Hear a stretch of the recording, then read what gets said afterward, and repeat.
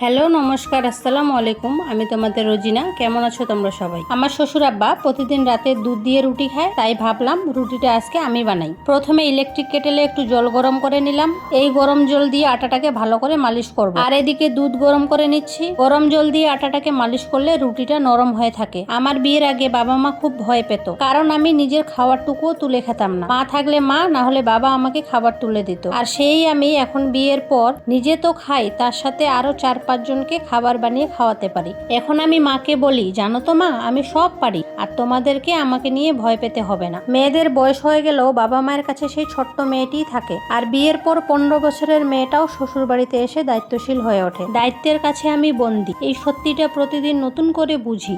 চাইলেও নিজের মতো করে বাঁচা সবসময় সম্ভব হয় না। সকালে শুরুতেই মনে পড়ে কত কিছু সামলাতে হবে আজ। নিজের ইচ্ছাগুলো চুপচাপ থাকে, ডিউটি, বাচ্চা, সংসারের প্রয়োজনটাই আসে আগে। কখনো ক্লান্তি এসে ঘিরে ধরে, তবুও থামার সুযোগ থাকে না, কারণ আমি থেমে গেলে অনেক কিছু থেমে যাবে। তাই হাসি মুখে সব সামলাই, বুকের ভিতরের কথা লুকিয়ে রাখি, কারণ এটাই এখন আমার জীবন। জানি না রুটিগুলো কেমন হচ্ছে, কিন্তু আমি মোটামুটি রুটি বানাতে পারি। রুটি বানানো কাজটা আমার খুবই ভালো লাগে, কেন জানি না, কিন্তু আমার খুব পছন্দের একটা কাজ। আর যদি রুটিগুলো গোল হয় আর সুন্দরভাবে ফুলে, তাহলে তো আরোই ভালো লাগে। মনে হয় বিশাল কিছু অর্জন করে ফেলেছি। তোমরা কারা কারা রুটি বানাতে পারো, আর রুটি খেতে কে কে পছন্দ করো? তোমাদের কার কার রুটি গোল হয় আর এরকম সুন্দর করে ফুলে, কমেন্টে অবশ্যই জানাবে।